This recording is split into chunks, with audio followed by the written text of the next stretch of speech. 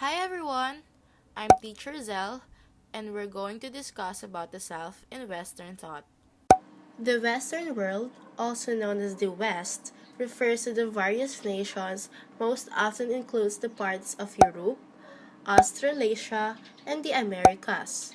The Western people are known to be liberated. When a person is liberated, he or she is capable of showing freedom from social conventions or traditional ideas. Say for example, in the West, they confidently wear clothes that shows more skin, but in the Eastern, people are more conservative. Hence, they go for lesser skin exposure. In the West, hierarchy in the family may depend on factors like income. For instance, the family member who provides for the family is considered in authority.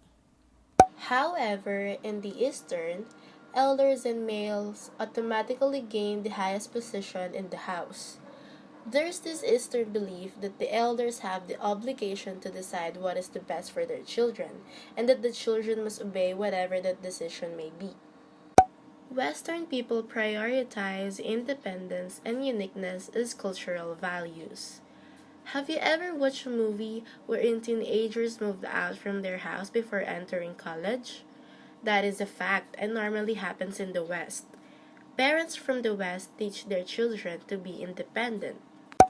On the other hand, Eastern people tend to see themselves as connected with others and embedded in a broader social context. As such, they tend to emphasize interdependence, family relationships, and social conformity.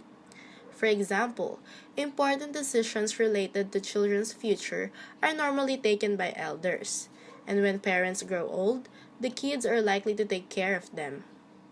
The Western people practice individualism, or the habit or principle of being independent or self reliant.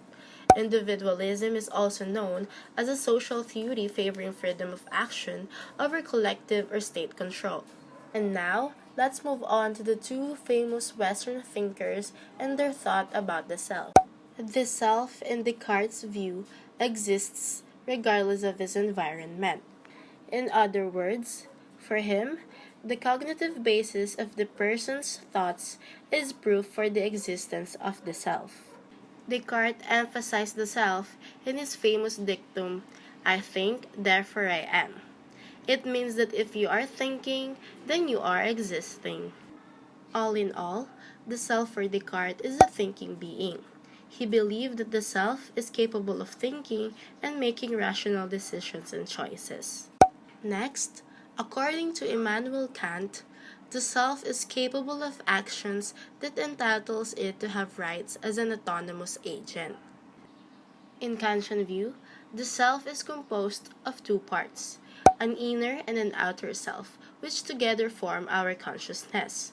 The inner self is comprised of our psychological state and our rational intellect. The outer self includes our sense in the physical world. Using our own consciousness, we can make decisions, own judgments, and actions.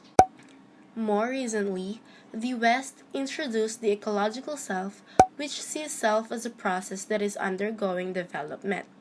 Human biological and environmental characteristics like race, gender, social status, education, and culture are factors that influence self development. According to this study, each individual is constantly exposed to an ever changing world. Therefore, the self is in continuous change and development. And that ends our discussion. Again, I'm Teacher Zell, and I hope you learned something from me.